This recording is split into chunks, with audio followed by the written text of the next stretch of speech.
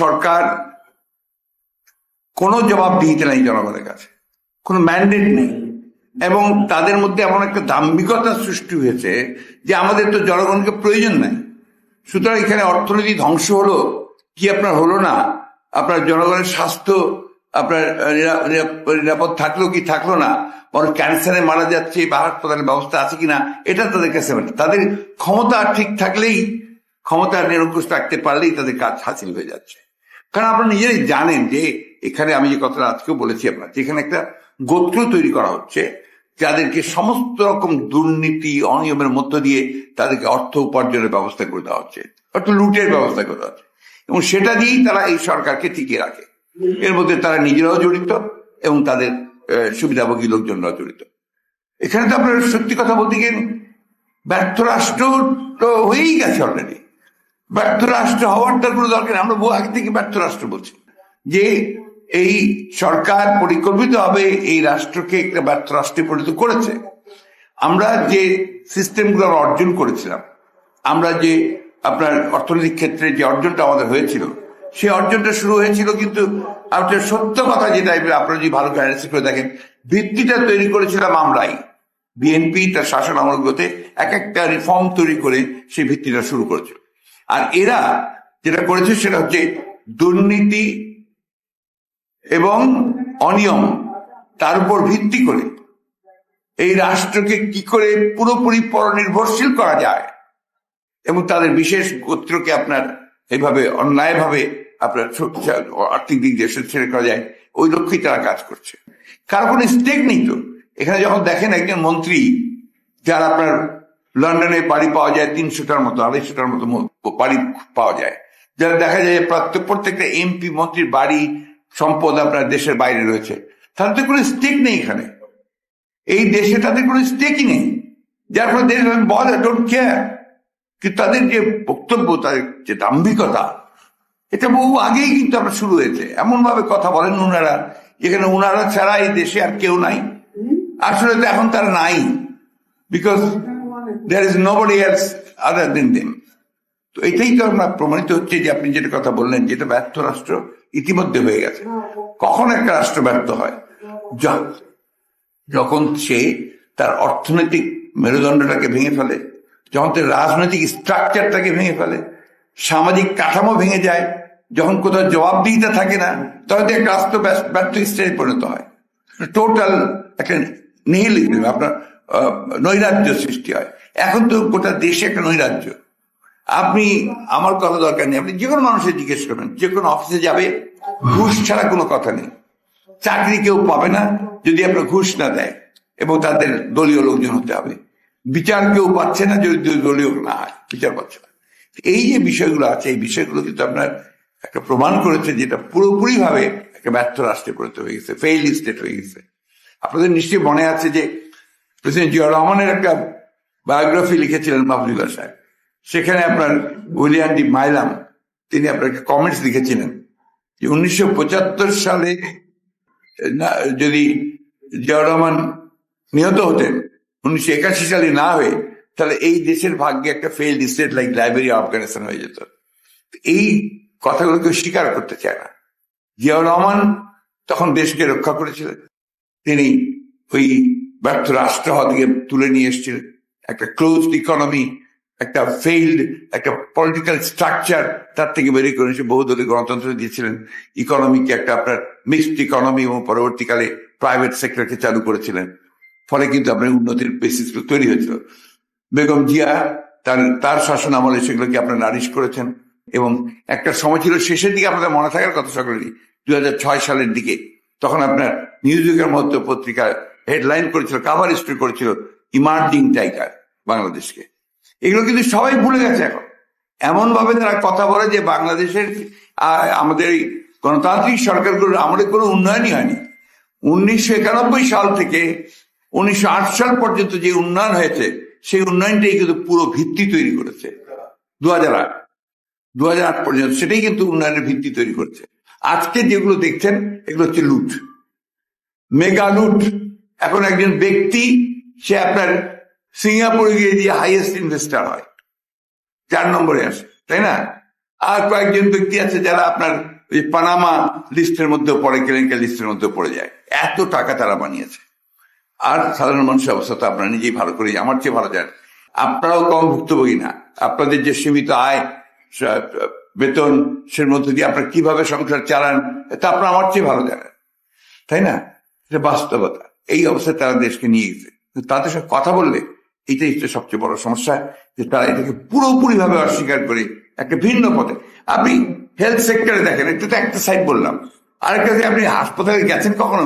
সরকারি হাসপাতালগুলোতে যদি যান, আপনার বিশেষ করে ঢাকার বাইরের সরকারি হাসপাতালে যদি আপনি যান, আনবিলিভেবল, ওখানে ঢোকা যায় না।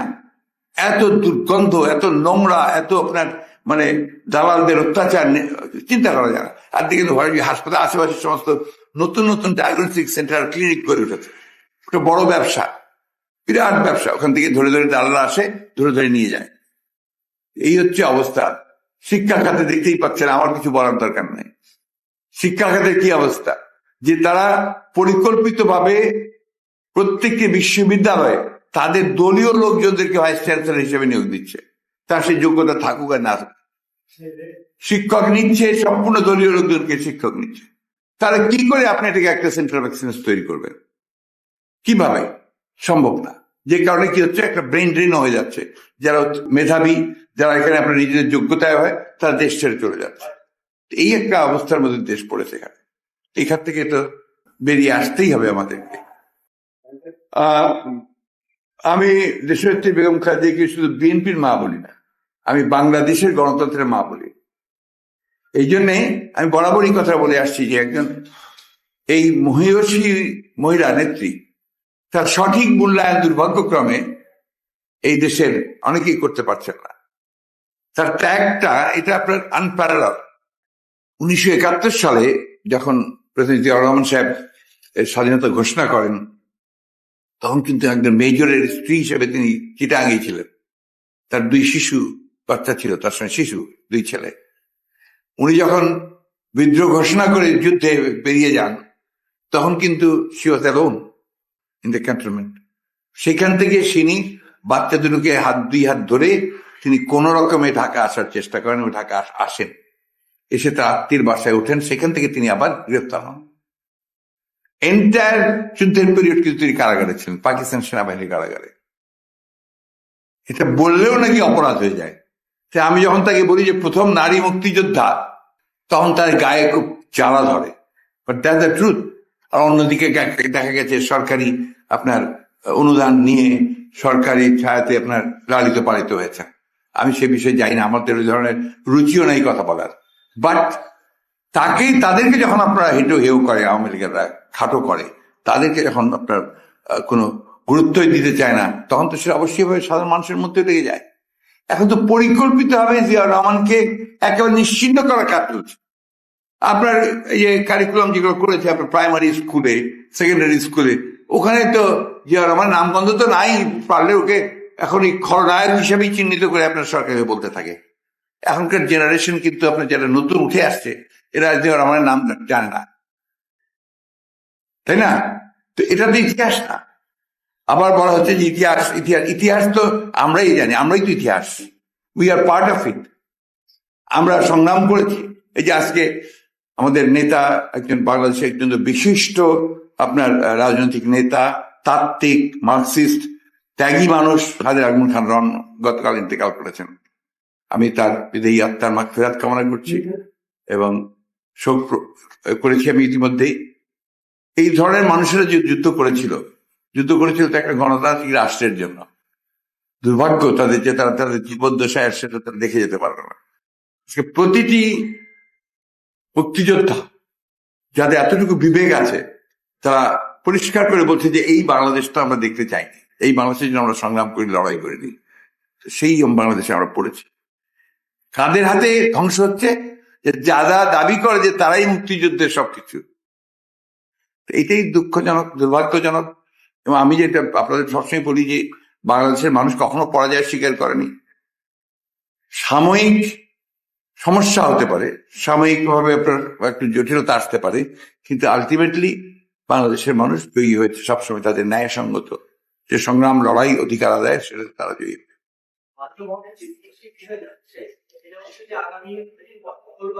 ও আপনি যে জিনিসটা জানতে চেয়েছিলেন, দেশনেত্রী বেগম খালেদা জিয়া এখন লড়াই করছেন তার জীবনের জন্য। তার স্বাস্থ্য খুবই খারাপ এবং তিনি দেখছেন আপনার প্রায় তিনি যাচ্ছেন হাসপাতালে, তিনি চেক আপ করছেন, কিছু প্রসিডিওরও হচ্ছে তার সঙ্গে সঙ্গে, আবার দেশে ফিরে আসছেন, আসার পরে কিন্তু আপনার ঘরে ফিরে আসছেন, আসার পরেও কিন্তু তিনি 24 ঘন্টাই বলা যায় তিনি মেডিকেল কেয়ারের মধ্যে আছেন। আওয়ামী লীগের পক্ষ থেকে ইতিমধ্যে বলে দিয়েছে যে ডোনাল্ড ট্রাম্পের সম্পর্ককে এগিয়ে দেওয়ার এতে আমাদের কাছে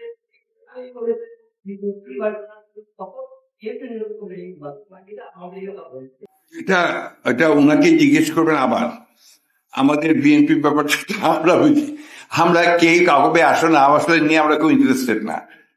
আমরা মনে করি যে আমাদের বাংলাদেশের জনগণের উপরে আমাদের ভরসা, আমাদের পুরো আস্থা, সেই আস্থার উপরেই আমরা দাঁড়িয়ে থাকি। রাজনীতি আমরা করি বাংলাদেশের জনগণকে নিয়ে। জি, রিকমোর কোশ্চেন।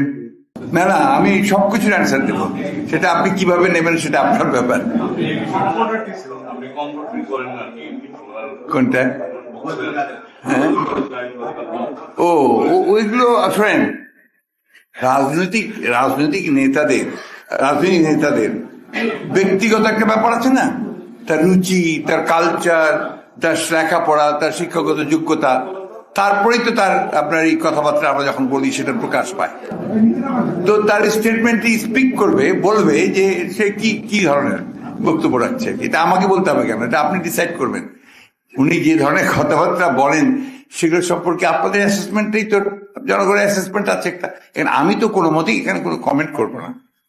বাট একটা কথা আমি যেটা বলতে চাই, যে উনাদের একটা ফলস ধারণা তৈরি হচ্ছে যে they have overcome the crisis, সংকট থেকে তারা উপরে উঠে গেছেন, সংকট আরো গভীর করেছেন। এই বিগত নির্বাচনে আওয়ামী লীগের সংকট আরো গভীর হয়েছে, সরকারের সংকট আরো গভীর হয়েছে, এবং ওনারা যদি এখনই সেটা উপলব্ধি না করেন, নির্বাচন চেষ্টা না করেন, তাহলে ভবিষ্যৎ তাদের জন্য খুব ভালো না।